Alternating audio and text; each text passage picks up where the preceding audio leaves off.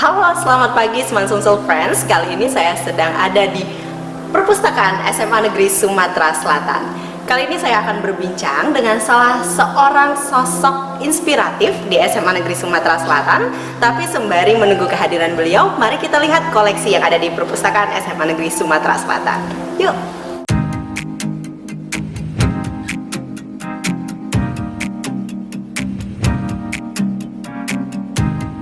Teman-teman, kali ini saya akan membaca salah satu pojok yang saya sukai, yaitu pojok sastra. Di sini saya sudah memilih salah satu buku yang berjudul Peyempuan. Buku ini mengisahkan tentang banyak rahasia yang belum diketahui oleh kaum laki-laki dari perempuan. Peyempuan adalah sebutan penulis bagi perempuan yang ada di dalam buku ini. Pagi ini juga saya akan mewawancarai sesosok perempuan inspiratif di SMA Negeri Sumatera Selatan. Siapa dia? Mari kita ikuti.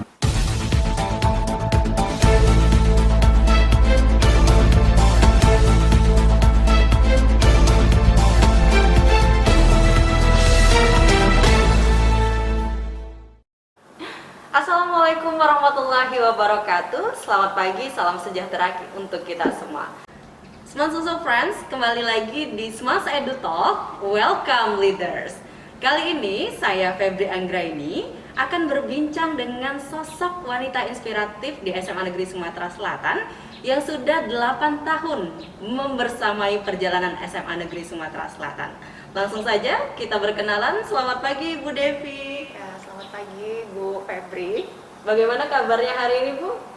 Alhamdulillah luar biasa. Alhamdulillah luar biasa. Jadi Bu Devi ini teman-teman sudah bergabung di SMA Negeri Sumatera Selatan sejak tahun 2012. Mungkin Bu Devi boleh berkenalan terlebih dahulu ke teman-teman yang ada di rumah. Bu Devi ini dilahirkan di mana dan dibesarkan di mana? Kemudian saat ini sudah berkeluarga atau belum? Ya, terima kasih. Saya nama lengkapnya Devi Mardianti. Saya dilahirkan dari keluarga yang ya sederhana ya, dari keluarga juga yang berkecimpung di dunia pendidikan. Saya dilahirkan di Palembang bulan November tahun 1981. Orang tua saya juga guru ya, tapi di tingkat pendidikan tinggi di universitas. Jadi papa saya adalah seorang dosen di UIN Raden Fatah Kota Palembang, tapi sekarang sudah pensiun sih, baru pensiun.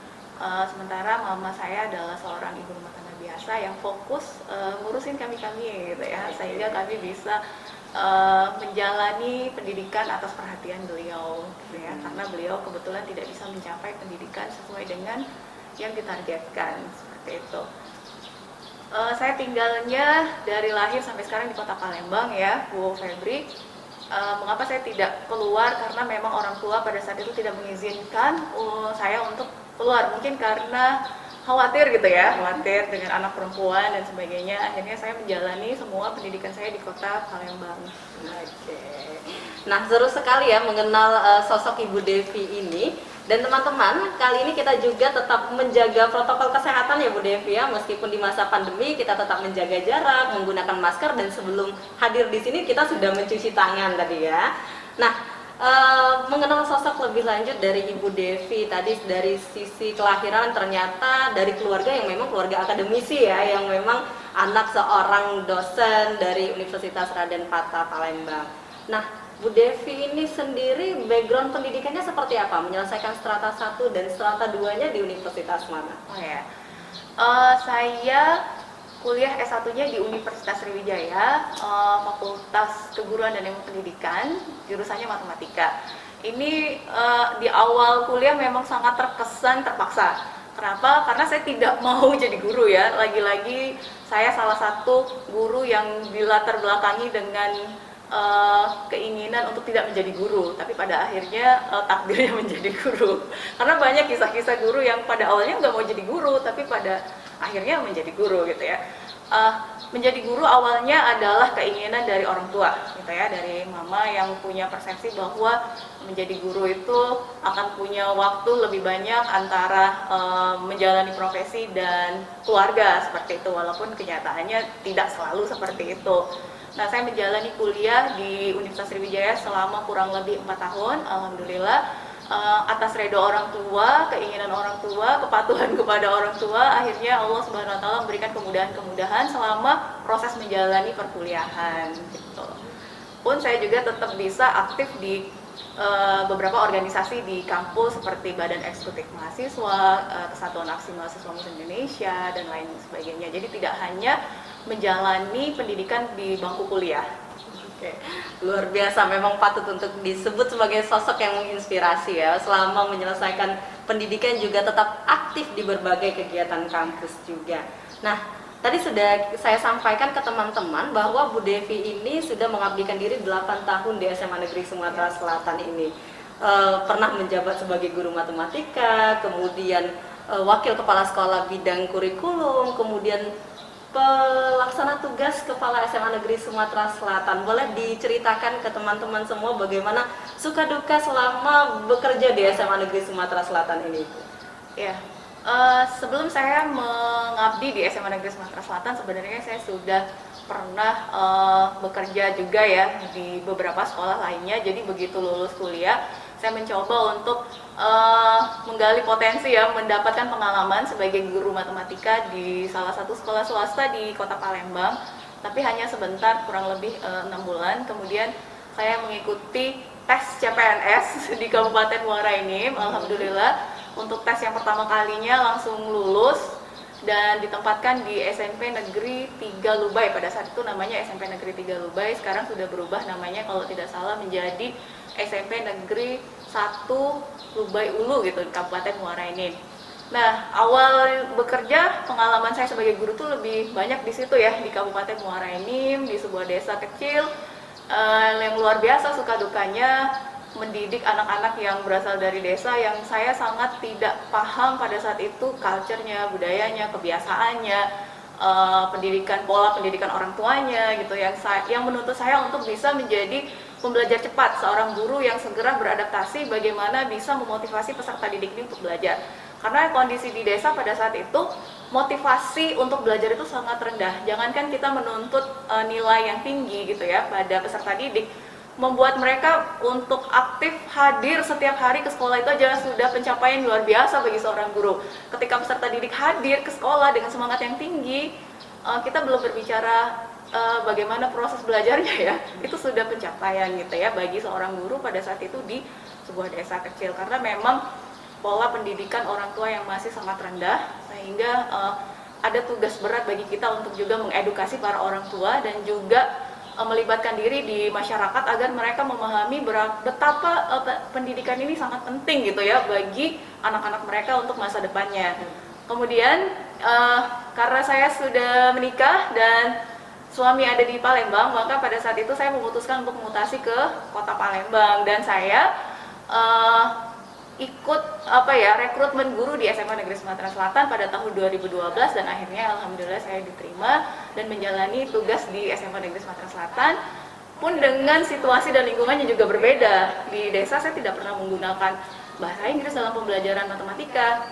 Ketika pindah ke SMA Negeri Sumatera Selatan, saya harus lagi-lagi menjadi pembelajar cepat gitu ya, untuk beradaptasi dengan cara, metode, kemudian budaya yang ada di SMA Negeri Sumatera Selatan. Salah satunya adalah English Atmosphere, budaya berbahasa Inggris. Bagaimana saya harus menantang diri saya bisa mengajarkan mata pelajaran matematika menggunakan bahasa Inggris, seperti itu. Oke, luar biasa ya pengalaman awal karir Ibu Devi, diawali dengan menjadi pegawai negeri sipil di kabupaten, kemudian mengikuti rekrutmen di SMA Negeri Sumatera Selatan. Nah, tentunya dalam perjalanan karir tadi yang sudah saya sebutkan bahwa Ibu sempat menjabat sebagai guru, kemudian wakakurikulum, kemudian pelaksana tugas kepala sekolah. Pengalaman seperti apa yang bisa Ibu bagikan ke teman-teman semua? Ya. Awal berkarir di SMA Negeri Sumatera Selatan ini dari guru matematika, kemudian menjadi wali kelas. Saat itu saya menjadi wali kelas 12, langsung mengajar di kelas 12 seperti itu, dengan persiapan ujian nasionalnya. Jadi saya harus memberikan banyak advice untuk anak-anak terkait ujian nasional, kemudian perguruan tinggi dan sebagainya. Kemudian saya juga sebelum menjadi wakakurikulum ada tahapan lagi, Bu Febri. Saat itu saya pernah ditunjuk sebagai Teacher Research Coordinator, jadi mengkoordinat penelitian guru di SMA Negeri Sumatera Selatan dengan tantangan yang luar biasa ya. sangat tidak mudah gitu ya untuk kemudian mengencourage para guru untuk mau melakukan penelitian. Kemudian saya diamanahkan lagi menjadi koordinator kurikulum nasional. Pada saat itu adalah kebijakan baru ya, di tahun 2013 itu kan pemerintah Indonesia pada saat itu melalui Kementerian Pendidikan mengeluarkan kurikulum baru, yaitu kurikulum 2013. Lagi-lagi saya harus segera beradaptasi mempelajari semua peraturan, standar muatan kurikulum gitu ya dan sebagainya terkait kurikulum 2013, karena pada saat itu saya sebagai koordinator kurikulum 2013. Beberapa tahun saya jalani, kemudian saya menjadi Waka Kurikulum atau Head of Academics yang membawahi kurikulum nasional dan juga kurikulum internasional. Karena saya biasa berkecimpung di kurikulum nasional, sebagai Head of Academic pun saya harus belajar lagi gitu ya, bagaimana kurikulum internasional. Saya juga mengajarkan pada saat itu bersama tim di MGMP Matematika untuk mengajarkan matematika kurikulum Cambridge dan ES level pada saat itu. Alhamdulillah untuk matematika hasilnya bagus ya, sangat bagus, cukup bagus untuk kurikulum Cambridge. Kemudian di tahun 2019 karena kepala sekolahnya mutasi ke luar provinsi Sumatera Selatan, Dinas Pendidikan Provinsi Sumatera Selatan menugaskan saya untuk menjalankan tugas-tugasnya kepala sekolah, yaitu sebagai PLT kepala sekolah. Nah, dalam hal ini saya tidak punya pengalaman sama sekali di manajemen sekolah kecuali di bidang kurikulum, di bidang pengajaran gitu ya, penilaian dan sebagainya. Pun dituntut lagi untuk kemudian belajar gitu ya, belajar bagaimana menjadi leader gitu, leader di sebuah institusi, yaitu dalam hal ini sekolah, dengan segala kompetensinya sebagai seorang kepala sekolah. Cukup berat ya pada saat itu tantangannya, di mana pada saat saya ditugaskan sebagai kepala sekolah, pada saat itu terjadi beberapa perubahan-perubahan, yaitu peralihan manajemen sekolah, kemudian keuangan dan sebagainya. Ini membuat kami harus segera beradaptasi untuk menjaga agar sekolah ini tetap berprestasi, tetap berkualitas, tetap survive sebagaimana yang diharapkan oleh pemerintah Provinsi Sumatera Selatan. Cukup berat gitu ya, tapi dengan tim dari SMA Negeri Sumatera Selatan yang luar biasa, akhirnya bisa dijalani dengan baik. Dan di tahun 2021 pun saya menjalani juga tugas sebagai Waka Pengembangan dan Penjaminan Mutu.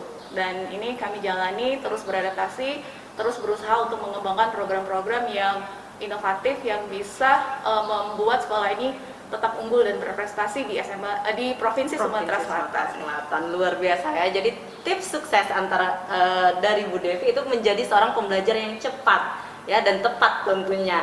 Nah, selain menjalani tugas-tugas tersebut, boleh diceritakan atau diberitahukan ke teman-teman apa saja aktivitas tambahan yang pernah Ibu Devi ikuti di luar sekolah? Oh ya. Ya, tentunya sebagaimana yang saya ceritakan di masa kuliah saya tidak hanya belajar di bangku kuliah, tapi saya juga mencoba untuk mengembangkan diri di luar bangku kuliah dengan mengikuti berbagai macam organisasi. Pun ketika kita menjalani profesi sebagai guru, kita tidak hanya sibuk dengan urusan atau tupoksi kita sebagai guru saja. Kita juga harus mengembangkan diri dengan mengikuti berbagai organisasi. Saya juga mengikuti beberapa organisasi di profesi gitu ya, di luar sekolah. Saya juga menjalankan peran-peran tambahan dalam rangka pengembangan diri, pengembangan profesi. Di antaranya saya mengikuti BIMTEK Instruktur Nasional Guru Pembelajar. Saya mengikuti 2 kali. Diklat ini dilaksanakan oleh P4TK Matematika Yogyakarta. Alhamdulillah saya sebagai terpilih gitu ya, terpilih itu berdasarkan hasil UKG Bu Febri, uji kompetensi guru. Alhamdulillah terpilih dan dipercaya gitu ya untuk mengikuti diklat instruktur nasional. Kemudian saya juga pernah ditunjuk oleh P4TK Matematika lagi sebagai instruktur kota pembelajaran tingkat tinggi gitu ya, atau mungkin lebih dikenal dengan HOTS ya. Pada saat itu saya mewakili Provinsi Sumatera Selatan untuk Kota Palembang untuk tingkat SMA-nya.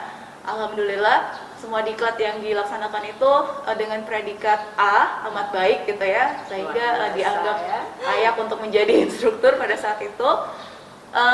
Tahun 2020-2021 ini saya juga masuk ke dalam tim penyusun tim pengembang draft kurikulum muatan lokal kebakaran hutan dan lahan sebagaimana yang diamanatkan oleh Gubernur Provinsi Sumatera Selatan.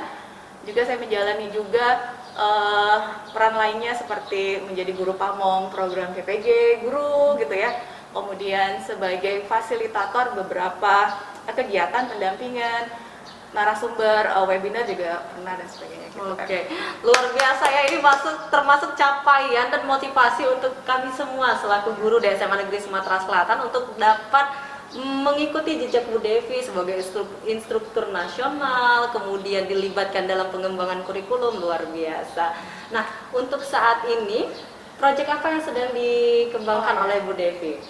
Ya, saya baru saja menyelesaikan sebuah research ya tentang pembelajaran di masa pandemi selama PJJ ini dengan menggunakan blended learning model flip classroom.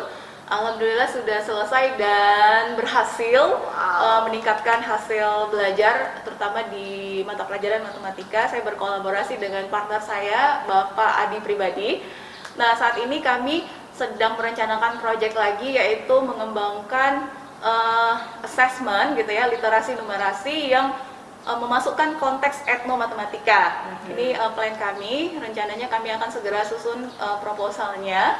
Kalau memang ada kesempatan untuk mengikuti kompetisi ya kami akan ikuti insya Allah. Semoga. Kemudian di departemen kami yaitu pengembangan dan penjaminan mutu pun kami juga membuat jurnal sebagaimana yang diamanatkan oleh kepala sekolah yang sekarang, jurnal dan kemudian kompetisi juga kami memetakan kompetisi-kompetisi dan memasang target pencapaian untuk kompetisi bagi peserta didik baik itu akademik maupun non akademik.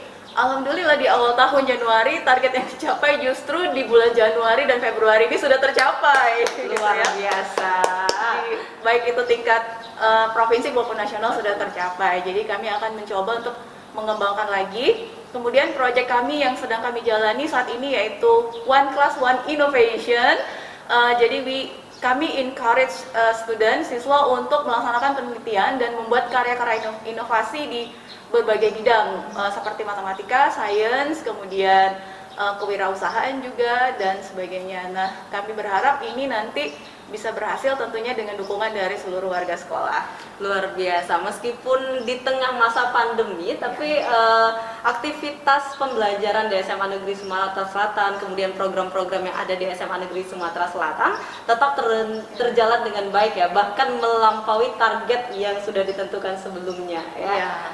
Nah, selain itu tentunya tadi di masa pandemi ini proses pembelajaran kita lakukan melalui jarak jauh ya atau PJJ. Apa nih pesan dan dari Bu Devi untuk warga sekolah, mungkin dari siswa dan guru-gurunya juga nih? Ya.